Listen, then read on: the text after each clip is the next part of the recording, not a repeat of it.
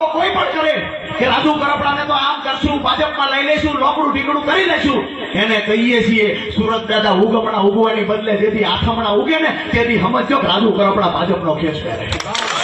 તો જોયું ને, આ હતા રાજુ કરપડા કે જે સુરત દાદાને આથમણા ઉગે તો ભાજપમાં જોડાવાની વાત કરતા હતા, પણ 2 કેસની જેલની બીકમાંથી ભાજપમાં 200 ગાડી લઈને દોડવા જાય, ભાડે ગાડી કરીને ખેડૂતોને સાથે રાખીને બધાને ફોન કરીને કે હાલો ભાઈ ભાજપમાં.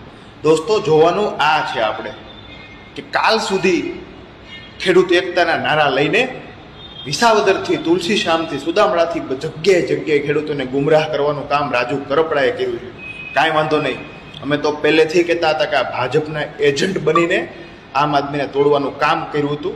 કેટલાય દિવસથી જે બિનરાજકીય ખેડૂતના નામ લઈને ભાજપની વોટ બેંક મજબૂત કરવા માટે વિસાવદરથી માંડીને દરેક ખેડૂત પ્રભાવિત વિસ્તારમાં ગયા અને છેલ્લે આજે ભાજપવાળાના હાથે રાજુ કરપડા આજના દિવસમાં કમલમમાં જોડાવાના છે. પાકું છે, કાંઈ વાંધો નહીં. સ્થાનિક સ્વરાજ્યની ચૂંટણી પહેલાં ભાજપમાં જોડાવાથી રાજુભાઈ તને ખબર પડશે હવે કે અમારા ખેડૂતની શું તાકાત છે.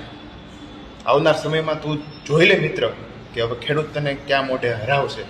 દોસ્તો, જોવાનું આ છે કે કાલ સુધી જે ખેડૂત હિતના નામ લઈને એમ કહેતા હતા કે કઈ રીતનું અમારું ખેડૂત ભાઈના હિત થાય, આમ કહી દઈને તેમ કહી દઈને, બસ મોટી મોટી વાત સિવાય અને બણગા ફૂંકવા સિવાય આ ભાઈએ કોઈ કરેલું નથી. આ બધું બહાર આવ્યું.